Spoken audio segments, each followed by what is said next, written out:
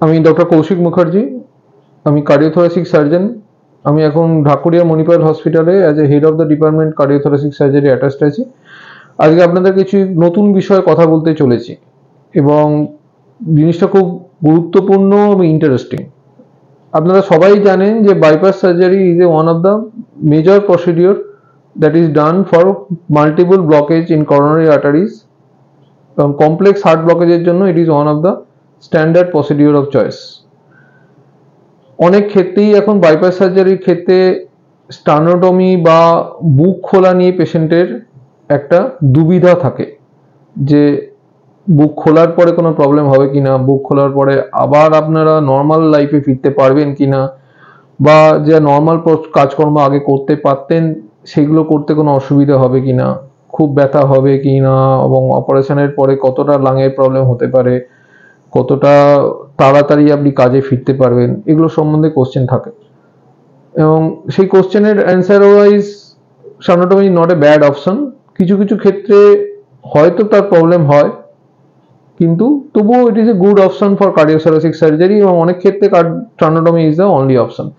But এখন bypass সার্জারির জন্য স্টানোটমি ছাড়াও, বুক খোলা ছাড়াও আরও প্রসিডিওর এসছে এবং এটা নিয়ে আমি আগেও আলোচনা করেছি যে one of the process is MICS cardiac surgery, যেখানে মিনিমাল ইনভেসিভ কার্ডিয়াক সার্জারি দ্বারা স্টানোটমি ছাড়াই বাইপাস সার্জারি করা যায়, যেখানে ছোট একটা হার্টের পাশে ফুটো করে হার্টের যে মাল্টিপল ব্লকেজ আছে সেগুলো ট্রিটমেন্ট করা যায়। এবার সেক্ষেত্রেও এখন আরও ইমপ্রুভমেন্ট এসে গেছে এবং সেই ইমপ্রুভমেন্ট আমরা এখন দিতে চলেছি পেশেন্টদের জন্য এবং পেশেন্টের বেনিফিটের জন্য। তার মধ্যে one of the major improvement is we can now do multiple arterial grafts with total arterial grafting, যেখানে হাত বা পায়ে আর কোনো দাগ বা স্কার বা ক্ষত থাকবে না, শুধু একটা ছোট ইনসিশন থাকবে বা ক্ষত থাকবে যেটা আপনার বুকের পাশে থাকবে, যেটা দেখা যাবে না বাইরে থেকে, এবং মানুষ খুব তাড়াতাড়ি অপারেশনের পরে নিজের নর্মাল লাইফে ফিরতে পারবেন। এটাকে আমরা বলি mix total arterial bypass grafting.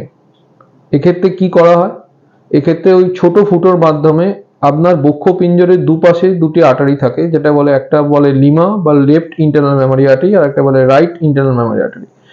এই দুটো আর্টারি আমরা তুলি আস্তে আস্তে ফ্রম দ্যাট ইনসিশন এবং ওই দুটো আর্টারির মাঝখানে আপনার যে মাল্টিপল ব্লকেজ আছে 4টি বা 5টি বা 3টি, সেই ব্লকেজগুলো আমরা বাইপাস করি।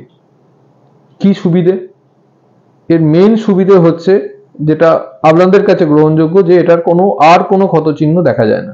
একটা ছোট্ট ইনসিশন থাকে বুকের পাশে এবং সেটা দিয়ে সমস্ত কিছু করা হয়।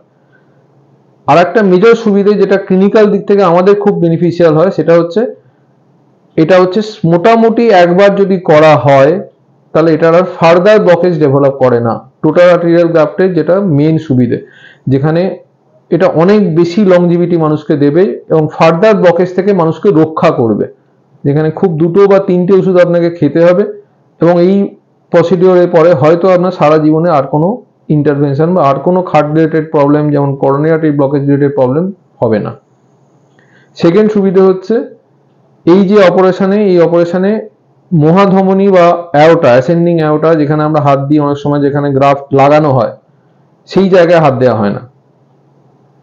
এটা totally aortic sparing surgery. So অ্যাওটার ম্যানিপুলেশনের সময় মাথার স্ট্রোকের যে চান্স বেড়ে যেত আগে, অনেক সময় 1-2% patient have the chances of stroke during the perioperative period when the ascending aorta or aortic involvement is there. But এখানে যেহেতু আমরা অ্যাওটা ম্যানিপুলেট করছি না বা অ্যাওটাতে হাত দিচ্ছি না, স্ট্রোকের চান্স অনেক কমে যাচ্ছে, প্রায় নীল। থার্ড হচ্ছে যেখানে ভেনাস গ্রাফট ইউজ হচ্ছে বা পায়ের শিরা ইউজ হচ্ছে, সেখানে পায়ের শিরার চলার যে সময়সীমা, সেটা একটা সময়সীমা আছে।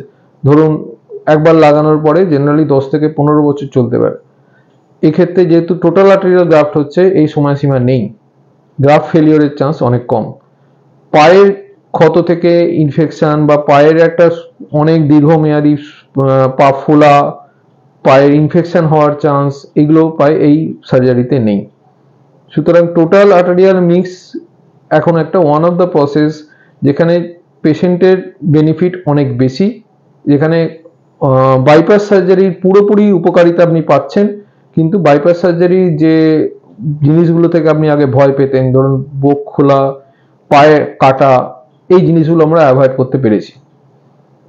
এবং খুব ইম্পর্টেন্ট যেটা ভাবার জন্য, এটার জন্য পেশেন্ট সিলেকশন খুব ইম্পর্টেন্ট। হয়তো সব পেশেন্টকে এটা করা পসিবল না, ধরুন 100 জনের মধ্যে যদি হয় 80 জনের করা পসিবল, 20% আগে আমরা বলবো হয়তো ইনি মিক্স সার্জারি টোটাল আর্টারিয়ালের জন্য ক্যান্ডিডেট নন, কিন্তু বাকি 80% পেশেন্টের ক্ষেত্রে এই অপারেশন করা সম্ভব হচ্ছে। এবং এখনো পর্যন্ত আমাদের কাছে যে অপারেশনগুলো হয়েছে তার ফল খুব ভালো, পেশেন্ট খুব স্যাটিসফাইড। যদি আপনারা এই সুবিধা নিতে চান, we can contact us. Thank you.